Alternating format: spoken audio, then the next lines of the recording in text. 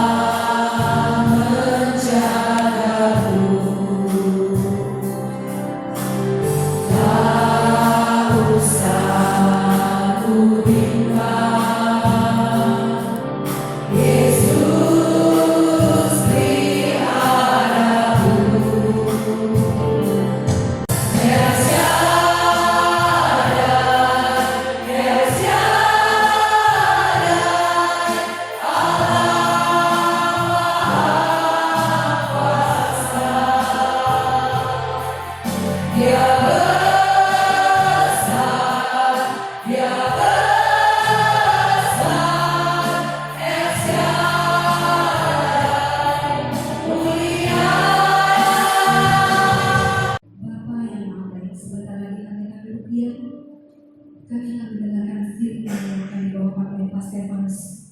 Dengan Kau memberkati dia, apapun yang dia kerjakan, apapun yang dia ajarkan, itu daripada saja yang menguatkan iman kami, untuk bisa kami nyatakan dalam segala kehidupan kami.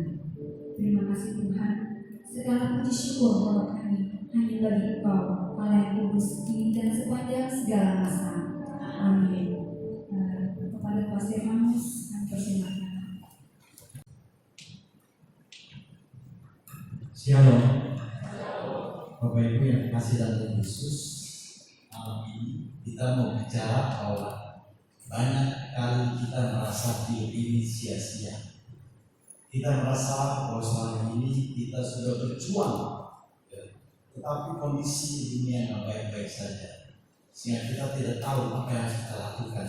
Tapi yang pasti tema malam ini adalah bagaimana di dalam Dia, di dalam Tuhan Yesus, dan karena darahnya kita beroleh penebusan. Amin. Jadi ayat ini. Amin. Amin. Bapak Ibu, penebusan, kalau kita bicara penebusan, bayangkan ya, pada saat ini kalau Bapak Ibu sedang tidak tahu ya, usaha gagal, pinjol ya, bahkan pinjol harus dibayar, dan pada saat tidak tahu apa yang harus dilakukan untuk membayar pinjol yang sampai ratusan juta, sudah tidak tahu apa yang harus dilakukan, tiba-tiba ya, karena hidup kita yang begitu kudus, hidup kita yang selalu memuji Tuhan, ada orang tergerak memanggil kita. Kamu ada masalah ya? Boleh nggak saya bantu? Saya lunasi utang kamu 1 miliar. Apa perasaan? Gimana perasaan kita? Senang saja, cukup senang saja. Hanya cukup senang saja atau ada yang lain? Sangat senang. Jadi level naik ya, senang, sangat senang. Haleluya. Dan pada saat kita merasa senang, pertanyaannya, sikap apa yang harus kita lakukan terhadap orang yang telah memberi itu yang penting.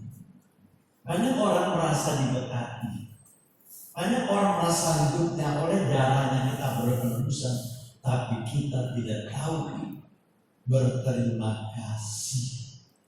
Sudah ditolong, ngegigit. Itu perasaan bagaimana coba? Bapak Ibu, Yesus telah menebus kita dari dosa-dosa kita yang begitu banyak. Tapi apa balasan kita selama ini? Apakah balasan kita selama ini? Kalau Bapak Ibu boleh merenungkan di sana. Saya teringat dengan peristiwa seorang santo namanya Maximilian Kolbe. Santo Maximilian Kolbe ini adalah seorang santo yang rela menggantikan orang yang akan dihukum mati. Dia bilang kepada sipir, biar saya saja yang dihukum mati, yang ini nggak usah, biar saya saja. Maka Bapak Ibu yang terkasih dalam Tuhan Yesus, akhirnya Santo Maximilian Kolbe ini benar dihukum mati. Dan orang yang selamat sampai saat ini, ya kalau Bapak Ibu boleh baca, dia begitu tersentuh, ya dia mencari keluarganya Santo Maximilian Kolbe untuk apa? Berterima kasih. Bagaimana sikap kita kalau pada saat kita mengalami penebusan oleh Kristus? Oleh karena itu, Bapak Ibu yang terkasih dalam Tuhan Yesus, kita akan mendengarkan firman Tuhan dari Efesus 1 ayat 7 sampai dengan 8. Siapkah tidak Bapak Ibu mendengar firman Tuhan? Karena firman Tuhan itu mendidik Bapak Ibu. Seringkali kalau kita mendengar firman Tuhan itu merasa kita, aduh Tuhan, janganlah firman ini nggak cocok dengan saya. Tuhan, jangan Tuhan, saya saat ini belum siap Tuhan. Apalagi pada saat kita mengalami kasih Tuhan yang begitu besar, lalu kita berkata kepada Tuhan, ya Tuhan terima kasih, saya sudah menerima kasih. Tapi selesai tersebut, kita harus lebih naik tingkatannya. Ya, naik lebih tingkat lagi, yaitu melakukan firman Tuhan. Karena banyak kali orang membaca firman Tuhan, meresapi firman Tuhan, tetapi kita hanya stop mendengar saja. Tetapi kita tidak pernah mau melakukan firman Tuhan. Firman ditabah di kakiku, terang bagi jalanku. Percaya Bapak Ibu bahwa firman Tuhan itu adalah terang bagi jalan kita, GPS-nya kita. Kalau kita percaya bahwa firman Tuhan adalah GPS-nya kita, maka pasti kita akan membaca firman Tuhan. Ya. Dan kita menggenapi firman Tuhan dengan cara kita. Mari Bapak Ibu kita siapkan hati kita mendengarkan bacaan firman Tuhan dari Efesus 1 ayat 7 sampai 8. Yang ada Samsung sucinya boleh dibuka, karena kemungkinannya agak kecil. Yang di belakang pasti nggak kebaca kayaknya. Kebaca Bapak di belakang. Kalau membaca, saya masuk tes jempol luar biasa materi anusan. Baik, yang ada Samsung suci atau kitab sucinya boleh dibuka. Efesus 1 ayat 7 sampai 8. Nanti kita akan baca bersama-sama. Sebelumnya kita berdoa. Utuslah Roh-Mu ya Tuhan, dan jadilah seluruh muka bumi. Sekali lagi, utuslah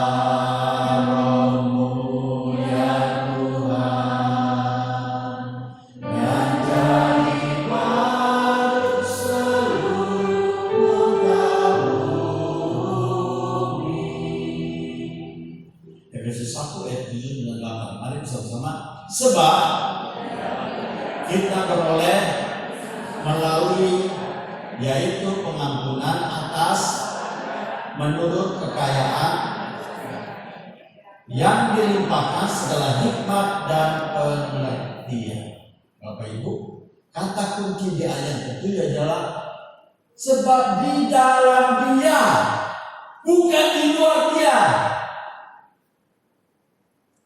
Coba Bapak Ibu saudara, kalau kita di dalam Dia, maka kita mengalami penebusan. Kalau di luar Dia, nggak bisa Bapak Ibu. Banyak orang punya masalah.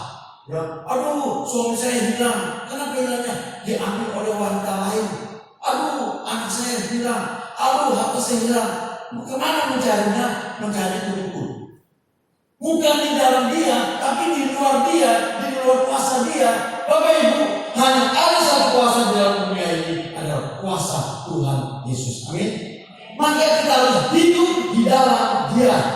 Karena apa? Karena darahnya yang tercurah pada diri kita.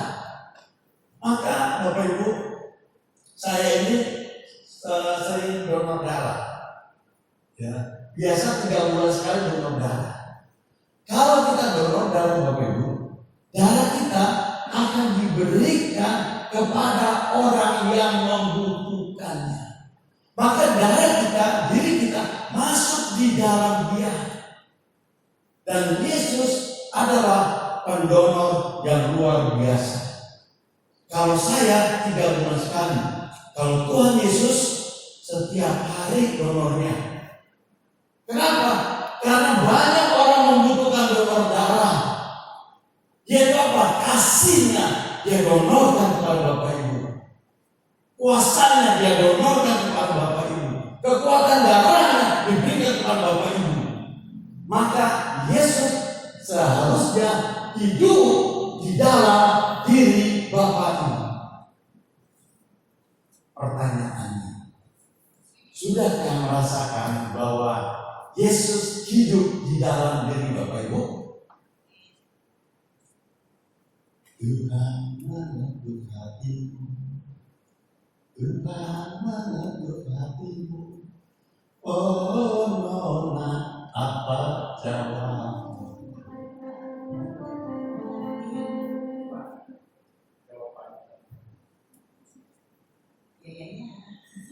Gayanya bagaimana?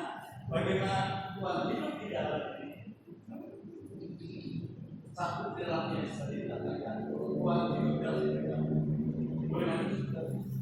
diri. Saya senang dengan nona ini karena waktu saya pewarta pertama kali dia yang pujiannya luar biasa, tapi dia sekarang hanya sebagai pencatat loh. Oh udah nona. Kita kalau di Papua paling tetap nona. Mau dia sudah menikah atau tidak kita boleh nona karena apa? Penghormatan. Bagaimana Yesus hidup di dalam diri?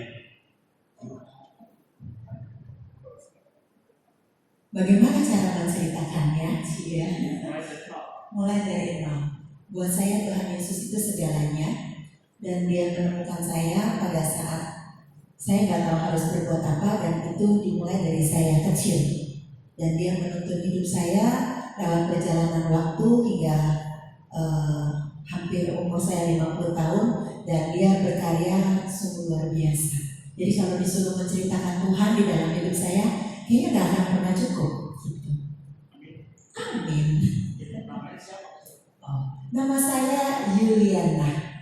Ya, karena di sini banyak Yuli, ada Yuli, ada Juli, ada Julia, ada Juliana. Saya Yuliana. Oke, Tuhan berkati. Yesus hidup di dalam diri Yuliana. Nah, oleh karena itu Bapak Ibu terkasih dalam Tuhan Yesus, 2 ayat ini kita mau lebih dalam lagi, kita bongkar. Kita mau dalam lagi doktrin Alkitab. Yang pertama adalah ayat yang pertama itu bicara tentang pengampunan dosa. Karena apa Bapak Ibu? Karena di dalam Dia beroleh penebusan, artinya berbicara pengampunan dosa. Yang kedua berbicara tentang berlimpah hikmat dan pengertian. Bagaimana sikap kita membalas pengampunan dosa dari Tuhan Yesus. Maka malam ini kita mau lebih dalam lagi berbicara pengampunan dosa dan sikap kita dengan berlimpah hikmat dan pengertian. Yang pertama kita lihat Bapak Ibu yang terkasih dalam Tuhan Yesus. Next. Pengampunan dosa adalah kasih dan kemurahan Tuhan. Karena kemurahan Tuhan, oleh karena kemurahan Tuhan ku ada sampai hari ini. Benar nggak Bapak Ibu? Oleh karena kebaikan Tuhan janji-Mu terjadi bagiku. Benar nggak Bapak Ibu? Halo? Karena hikmat Tuhan, karena kehadiran Tuhan, semuanya membuat kita boleh berada saat ini. Usia saya sudah 58, bentar lagi 1 Desember saya malah bertemu catat kalau ingat ya, tanggal 1 Desember saya ulang tahun 58. Bapak Ibu saya sudah pensiun. Nah, saya dari Maybe, istri saya juga dari Maybe juga. Mana istri saya tahu satu. Istri saya tahu satu. Saya berdua sama-sama sudah pensiun. Maka saya aktif di persekutuan doa karismatik di paroki saya di Ramah, Hati Kudus Ramah. Jadi hari-hari saya melayani, ya kan sudah pensiun, nggak tahu harus lakukan. Apa balasan saya setelah Tuhan Yesus membalas atas segala kelemahan saya, dosa-dosa saya? Ini Bapak Ibu, ya. Saya berusaha melakukan apa yang Tuhan kehendaki. Ada saja pelayanannya, ya, ada saja. Pertama, saya tergabung sekarang dengan komunitas Evata. Komunitas Evata itu pelayanannya di lapas. Saya masih suka datang ke lapas, ke hutan, ya di Salemba, ada di Cipinang, ada di Labuan Batu maupun di Tangerang. Saya hadir. Kenapa? Karena kalau ke hutan, ke lapas itu jamnya jam 2 atau jam 9. Jadi nggak mungkin kalau orang kerja, maka kami melakukan itu. Dan apa balasan saya kepada Tuhan atas kelemahan saya yang Tuhan ampuni? Saya melakukan yang namanya pelayanan untuk orang berbuka. Ya maka kalau ada yang berbuka, biasanya kalau yang tidak aktif, ramai nggak Bapak Ibu datang biasanya? Ada 1-2 orang. Saya pernah, ya saya juga dianggap, saya layani yang hadir hanya anaknya 1. Kemudian sama temannya 2. Jadi temannya cuma 3 Bapak Ibu. Saya hadir untuk memberikan penghiburan kepada mereka. Kenapa saya lakukan itu? Bapak Ibu, kok udah lupa, udah kelewatan udah selesai kalau mati. Nah, sih, ya. Maka teman-teman yang dikasih Tuhan Yesus, karena kasih dan kemurahan Tuhan itu ada 3 hal. Bagaimana kita merasakan yang namanya pengampunan dosa? Yang pertama adalah pertobatan sejati. Di dalam pertobatan sejati di sini Bapak Ibu adalah bagaimana kita menyesali dan tidak mengulanginya lagi. Itu pertobatan sejati. Nyesal, nggak mengulangi lagi. Tapi pertanyaannya, kalau Bapak Ibu sudah masuk ke dalam pengampunan dosa, biasanya gimana? Keluar. Pas tahun depan masuk lagi ke dalam pengampunan dosa, apa yang dipikirkan? Ya, dosanya itu lagi, itu lagi. Itu yang membuat kita nggak menyesal. Seharusnya penyesalan sejati adalah kita tidak fokus pada dosa kita, tapi kita fokus kepada kasih Allah yang pada saat kita datang ke dalam ruang pengampunan dosa, Tuhan mengampuni dosa-dosa kita. Itu yang kita fokuskan, bukan dosanya. Karena kalau dosanya Bapak Ibu akan masuk ya, dosanya ini lagi, nipu lagi, bohong lagi. Kenapa kita hanya mengingat dosanya? Jujur Bapak Ibu, waktu pertama kali saya ikut Sep Sekina, sekolah evangelisasi pribadi di Sekina angkatan 19. Saya masuk melalui diawali dengan SHDR, Seminar Hidup dan Roh. Waktu sesi pengakuan dosa itu saya rasa menangis luar biasa. Kenapa? Dosa saya itu keluar, Bapak Ibu, seperti film. 1, 2, 3, 4. Ternyata saya orang yang tidak sempurna. Dosa saya begitu banyak yang keluar. Banyak perkataan, banyak tindakan saya yang tidak sesuai dengan firman Tuhan. Maka pada saat saya begitu datang dan menyembah Tuhan dan hati yang menyembah, maka dosa-dosa saya sudah lupakan. Dan tahun berikutnya saat saya mengakui dosa, saya tidak ingat dosa saya lagi. Kenapa? Saya sudah serahkan. Tapi yang manusia jatuh dalam dosa, maka kita datang lagi fokus pada undangannya. Bukankah saya dosa lagi? Tapi sikap pertobatan sejati adalah kita menerima undangan Tuhan untuk boleh selalu menerima pengampunan dosa. Ini sikap yang pertama, Bapak Ibu, bicara pengampunan dosa. Yang kedua adalah kita percaya bahwa Tuhan mengampuni kita. Mari kita baca, boleh buka Bapak Ibu, Kisah Para Rasul bab 10 ayat 43. Kisah Para Rasul bab 10 ayat 43. Dan sudah dapat katakan amin. Mantap ya. Silakan dibaca. Tentang dialah semua nabi bersaksi bahwa barang siapa percaya kepadanya, ia akan mendapat pengampunan dosa oleh karena namanya. Kisah Para Rasul bab 10 dia menyatakan kalau kita percaya, kita sudah mendapatkan pengampunan atas namanya yang kudus. Jadi kalau kita sudah pengampunan dosa, pertobatan sejatinya adalah tadi saya katakan, udah nggak ingat itu dosanya. Percaya bahwa kita sudah diampuni. Nah sekarang sikap kita apa? Yaitu melakukan untuk terus fokus pada kasih Allah. Karena kasih Allah terus memulih hidup kita. Dan kasih Allah itulah yang membuat kita boleh menyembah dalam roh kebenaran. Amin. Kita menyembah dalam roh dan kebenaran. Bukan kebenaran kita, Bapak Ibu, tapi percaya akan roh kebenaran Tuhan Yesus. Jadi apa yang kita lakukan adalah kebenaran dalam roh. Kalau kita berbicara kebenaran, ya di dalam firman Tuhan, bukan berbicara menurut kita.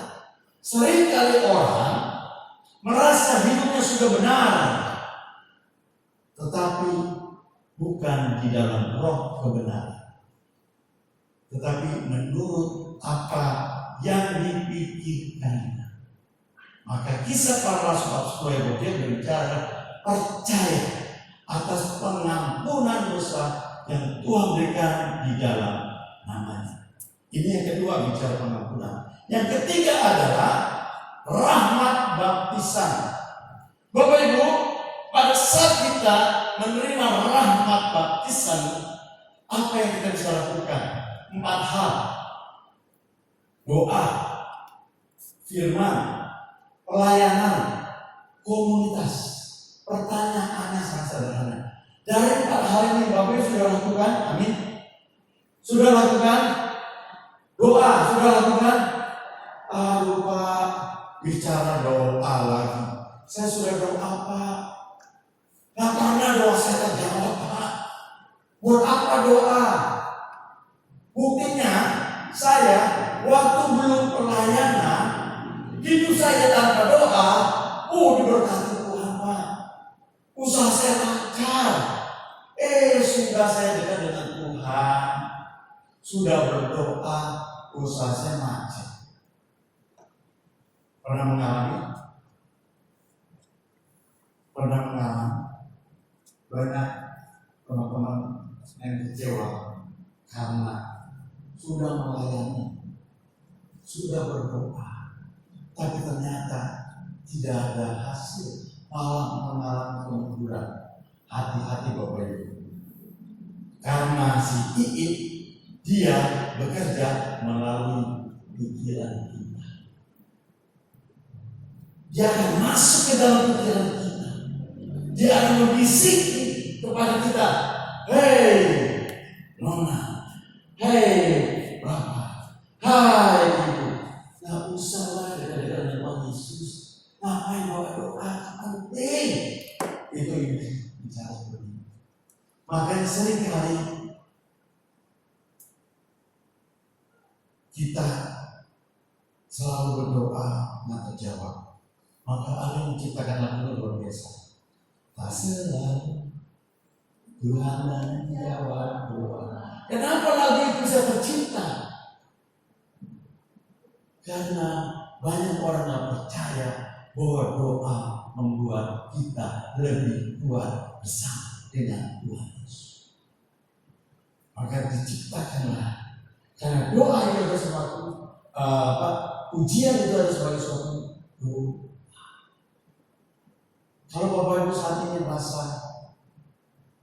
doa itu bukan segala-galanya, boleh angkat tangan. Bahwa Bapak Ibu merasa bahwa doa itu bukan segala-galanya, boleh angkat tangan.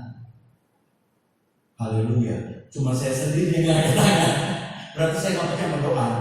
Dan saya sendiri angkat tangan. Bapak Ibu, amin. Bapak Ibu percaya bahwa doa adalah segala-galanya. Walaupun tidak selalu doa itu akan terkabulkan. Tapi kalau saya tanya pengalaman doa Bapak Ibu, siapa namanya? Pengalaman doa, siapa doa? Pak Indra soalnya, kita salam. Salam berdiri ya masa saya. Gimana kehidupan Bapak Ibu? Pengalaman doa, itu doa Bapak boleh kasih.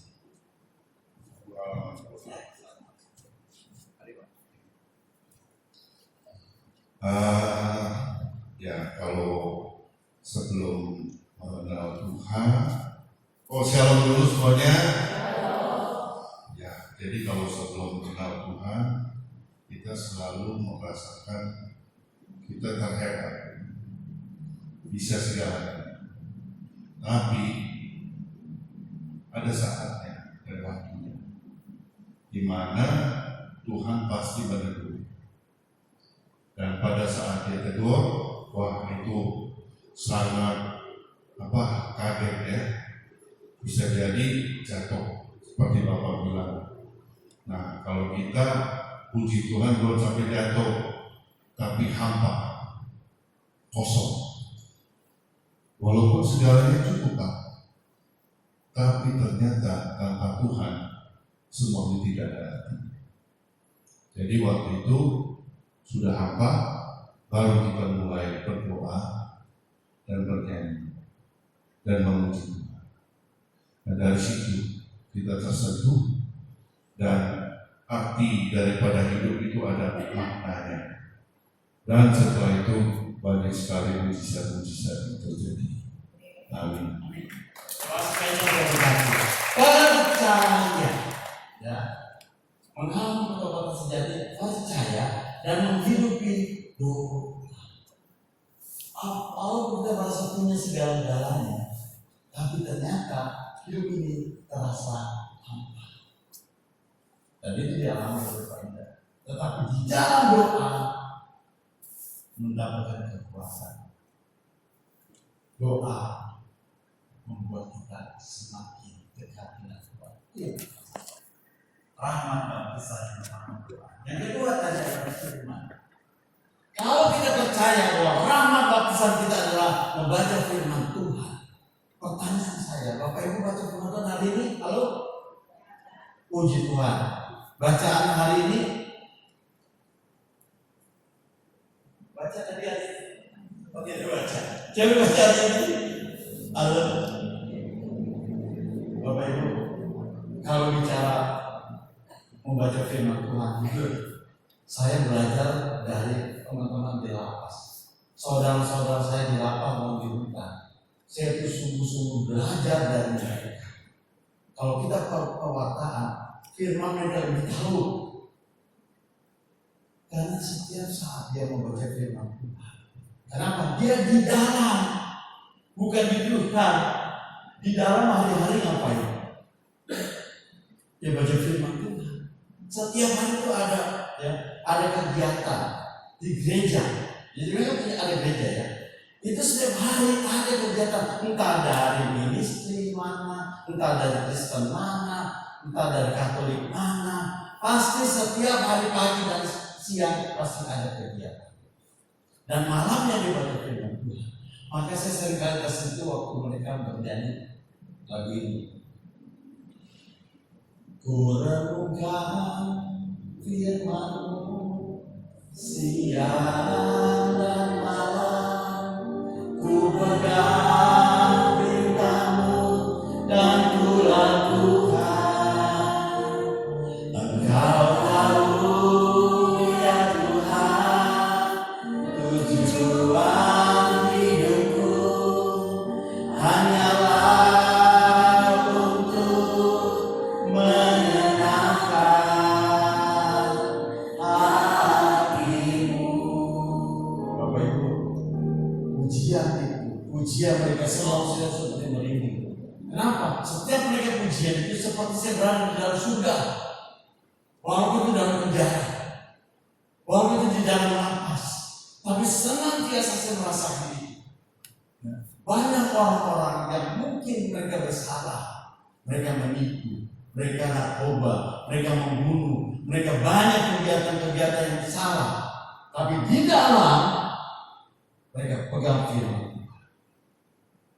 Pertanyaan saya, apakah Bapak Ibu masuk lapas dulu atau baca firman? Halo? Apakah Bapak yang masuk ke lapas? Enggak dong. Maka walaupun kita di luar, artinya bukan di lapas, Bapak Ibu mari kita membaca firman Tuhan. Renungkan firman Tuhan, lakukan firman Tuhan. Itu adalah rahmat baptisan yang kedua. Yang ketiga adalah pelayanan. Bicara pelayanan, Bapak Ibu, nggak usah jauh-jauh. Di dalam keluarga, Bapak Ibu sudah melakukan pelayanan. Halo, suami melayani istri, istri melayani suami, baik dengan perkataan maupun dengan perbuatan. Jaga perasaan istri, jaga perasaan suami. Maka Bapak Ibu terkasih dalam Yesus, di dalam keluarga pasti ada damai sejahtera. Amin. Kalau saling melayani, tetapi kadang-kadang kita terperangkap. Jangan begitu. Saya laki-laki, saya nggak boleh masak. Saya laki-laki, saya nggak boleh cuci pakaian. Saya laki-laki nggak boleh setrika. Yang kerjanya ini nih perempuan ini istri saya. Halo, emang gaji berapa? Halo Bapak Ibu, kalau bapak-bapak gaji istri berapa? Digaji atau digaji? Saya terharu waktu saya pewartaan di salah satu cap di paroki. Dia bilang, saya semua gaji saya serahkan ke istri saya. Luar biasa. Kenapa? Karena menyenangkan hati istri saya. Luar biasa. Kalau saya jujur nggak bisa, karena saya sudah pensiun. Jadi pensiun saya kasih istri saya jadinya. Oleh karena Bapak Ibu bersyukurlah istri-istri kalau ada suami-suami memberi gajinya 100. Ingat, 100% ada berapa persen untuk mertua. Saudara kita lupa, udah terima ordernya nggak dikasih. Halo, amin. Pelayanan, layanilah satu sama lain. Selain daripada di keluarga kita melayani, kita layani juga di paroki. Namun pada saat pelayanan paroki jangan ada ambisi dan jangan ada yang namanya agenda pribadi. Kalau ada orang melayani di paroki entah sebagai sesi apa, dari komunitas apa, kalau ada ambisi dan agenda pribadi, percaya akan kecewa. Lama-lama akan mundur tanpa perintah. Jadi kalau Bapak Ibu sudah melayani di rumah, mau mengembangkan talenta, melayani di paroki, layanilah dengan hati yang gembira adalah obat. Jangan melayani. Oh, ini peluang melayani, di sini ada uangnya. Jangan Bapak Ibu, kalau kita melayani ambisi, agenda ingin mencari uang, akan kecewa. Amin. Amin Bapak Ibu. Kalau mengatakan aminnya berarti gak ada di sini. Amin. Gak ada di sini. Amin. Kalau amin berarti dan ada. Yang ketiga, yang keempat adalah rahmat baptisan. Yang keempat adalah komunitas. Dan Bapak Ibu sudah berada di dalam komunitas yang tepat. Komunitas yang namanya Persekutuan Dua Baris Mati BH. Bunda Hati Kudus. Maka tadi saya ngobrol sama Juliana bahwa di dalam PD, di dalam komunitas, kata kuncinya ada tadi setia. Maka jujur saya terkatakan sama Juliana biasa pujian di depan. Tapi sekarang dia bukan pujian tapi di depan, lebih depan lagi menerima tamu absensi. Itu adalah pelayanan yang sungguh-sungguh perlu kesetiaan. Amin. Maka Bapak Ibu, pengampunan kita bicara adalah pengampunan sejati, percaya dan menghidupi rahmat baptisan. Ini adalah pengampunan dosa. Nah sekarang ayat yang ke-8 kita bicara tentang sikap kita, bagaimana kita menghidupi firman Tuhan itu, bagaimana kita menghidupi rahmat baptisan itu dengan yang namanya ini Bapak Ibu, yaitu hikmat dan pengertian. Ya, berlimpah hikmat dan pengertian. Saya belajar dari seorang santo yang namanya Santo Fransiskus Assisi. Karena saya paroki saya di Kramat dilayani oleh para romo dari para Fransiskan. Saya melihat semangat Fransiskus Assisi luar biasa. Bagaimana dia mendapatkan hikmat Tuhan pada saat dia melakukan pelayanan. Karena hikmat Tuhan itu pertama-tama adalah murni. Selanjutnya adalah cinta damai peramah penurut. Ini saya belajar dari Santo Fransiskus Assisi. Penurut. Waktu Santo Fransiskus mendapat hikmat Tuhan bahwa dia harus membangun gereja, yang dia lakukan adalah dia datang kepada Paus. Waktu dia bicara kepada Paus bahwa dia mau membangun gereja kembali, Paus mengatakan, Santo Fransiskus waktu itu diminta untuk kamu pergilah, wartakanlah kepada alam semesta, wartakanlah kepada fauna dan flora. Dan dia lakukan beberapa. Maka hewan-hewan, bunga-bunga, tanaman, pohon-pohon, dia panggil semuanya saudara. Saudara keledai, saudara bunga, bahkan maupun dipanggil sebagai saudara oleh Fransiskus Assisi. Saudara mau. Maka Bapak Ibu, dia belajar kata setia, menuruti apa yang diminta oleh Paus. Mewartakan kepada semua makhluk, dia wartakan Bapak Ibu. Dan dia bisa berbicara dengan hewan-hewan, dengan semua alam semesta. Maka Bapak Ibu yang terkasih dalam Tuhan Yesus, mari kita mohon hikmat Tuhan. Karena sekali lagi hikmat Tuhan adalah murni, bukan dari kita.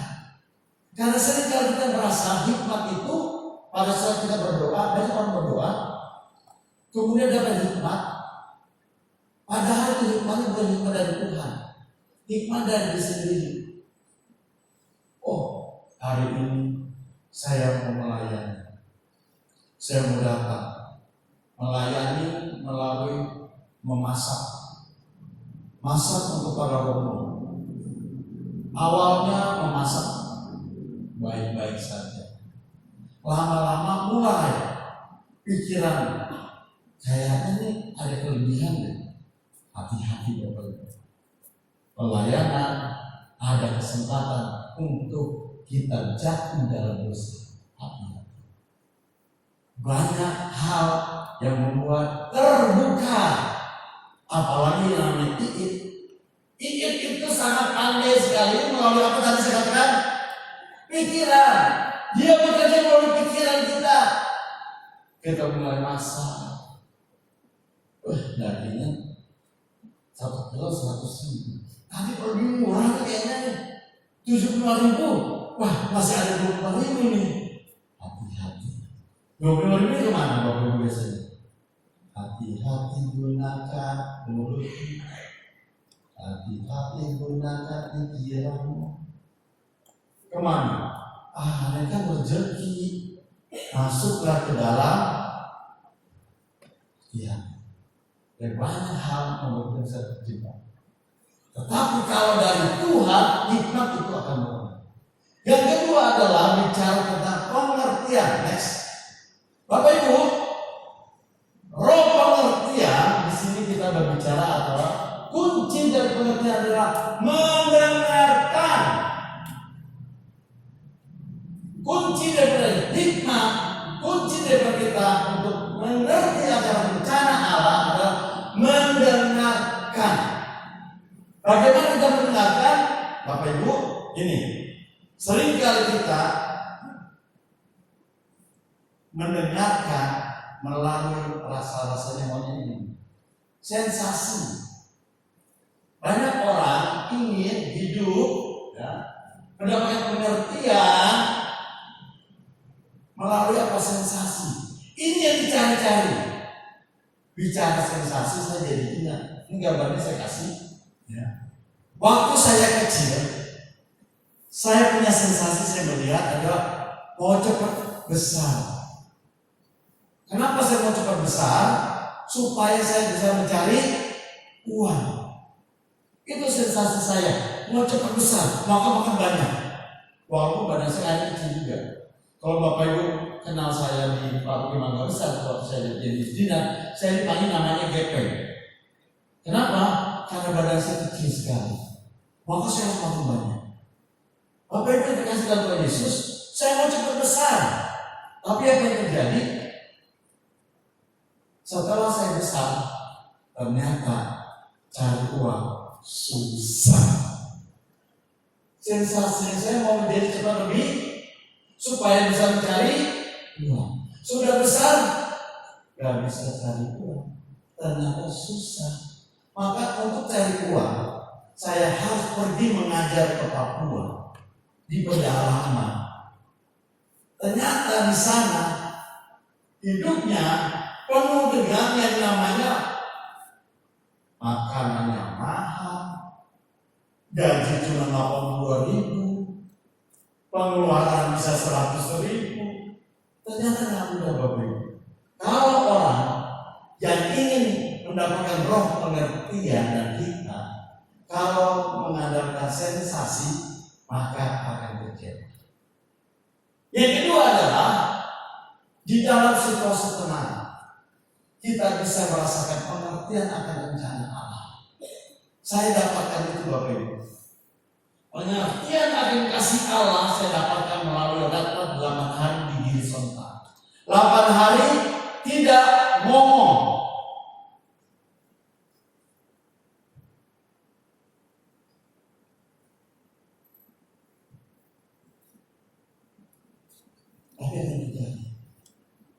Tuhan berikan saya perhatian. Saya bertobat pada saat hari ketiga saya sedang duduk, saya mendengar suara pagi-pagi. Saya ke kanan. Itu di sebelahnya makam para Romo Desi. Saya lihat babi, saya bertobat karena suasana hati saya tenang. Lalu mendengar ada suara babi, lalu Tuhan berbicara melalui babi dan saya bertobat. Jadi Bapak Ibu, babi bisa membuat orang bertobat? Bisa. Apapun Tuhan berikan rasa tenang. Maka saya bersyukur melihat babi, saya jadi bertobat. Jadi kalau saya ada babi, saya harus bertobat. Atau saya babi ya babi untuk pertobatan. Kenapa? Tuhan pakai itu untuk pertobatan saya. Dalam suasana yang tenang, maka hikmat Tuhan, pengertian Tuhan hadir dalam hidup saya. Yang ketiga, pengertian dan hikmat saya dapatkan melalui tadi doa rosari. Melalui doa rosari, Bapak Ibu, sebenarnya kita bukan menyembah Bunda Maria, tapi melalui doa rosari kita semakin terbuka akan rencana. Saya semakin mengerti karena melalui doa rosario saya mengandalkan Tuhan. Hari ini peristiwanya 5 luar biasa. Saya belajar bagaimana Bunda Maria mengandalkan Tuhan. Dia mendapat kabar gembira dari malaikat. Pertanyaan saya, apa itu kabar gembira? Bukan, Bapak Ibu. Dari kacamata saya, sebenarnya itu bukan kabar gembira. Kenapa? Karena di situasi saat itu, kalau ada orang hamil di luar nikah, itu hukumannya apa? Dirajam. Tapi bagi Bunda Maria, waktu dia dikatakan dia akan mengandung dari Roh Kudus, dia tetap mengambil itu sebagai peristiwa gembira. Dan dia nyatakan peristiwa gembiranya itu melalui dia mengunjungi saudarinya. Dan pasal dia mengunjungi saudarinya, kemudian di peristiwa ketiga dia dilahirkan di Bethlehem. Bethlehem. Beth itu adalah rumah, lehem itu roti, rumah roti. Artinya Bapak Ibu yang terkasih dalam Yesus, kalau kita mau melihat, kalau kita mengandalkan Tuhan, ternyata Bunda Maria memberikan teladan kepada kita juga. Bahwa kenapa Yesus lahir di Bethlehem? Karena roti membuat kita hidup, roti kehidupan. Maka lahirlah melalui roti kehidupan di Bethlehem. Peristiwa yang keempat adalah bagaimana Bunda Maria tidak pernah lupa untuk mempersembahkan Yesus di bait Allah, membawa anak-anak kepada Allah, dibaptis. Dan peristiwa yang kelima adalah Bunda Maria bertemu dengan Yesus. Waktu dia berjumpa dengan Tuhan Yesus, apa kata Yesus? Bunda Maria katakan, anakku, kenapa kamu berbuat begitu? Saya sudah cari kau 3 hari, tidak ketemu. Tapi apa kata Tuhan Yesus? Mengapa kamu mencari aku? Bukankah aku harus tinggal di rumah Bapa? Bapak Ibu, mengandalkan Tuhan, Bunda Maria, dia simpan segala sesuatunya di dalam hati, dan hatinya menyembah. Amin. Mari kita tundukkan kepala, kita angkat tangan kanan kita, letakkan tangan kiri di dadamu, pejamkan mata. Kita serahkan jiwa kita untuk rahmat baptisan yang kami terima, untuk pengampunan yang kami terima. Biarkan hikmat-Mu, pengertian-Mu boleh memulihkan. Terima kasih Tuhan Yesus. Tuhan, saat ini juga kami mau berdoa untuk doa-doa yang telah kami tulis yang kami tuliskan di sini Tuhan. Mari Bapak Ibu ulurkan tangan ke depan di tempat di mana sahabat-sahabat kita telah menyatakan keinginannya, hasratnya. Bapa yang tahta dalam kerajaan surga, terima kasih Tuhan untuk setiap kesempatan yang Kau berikan kepada kami, terkhusus Tuhan pada malam ini. Banyak sahabat-sahabat kami begitu rindu, begitu penuh dengan harapan. Terima kasih Tuhan Yesus, sudah berkat melimpah Kau berikan kepada kita. Kemuliaan kepada Bapa dan Putra dan Roh Kudus seperti pada permulaan, sekarang, selalu, dan sepanjang segala abad. Amin. Dalam Bapa dan Putra dan Roh Kudus. Amin.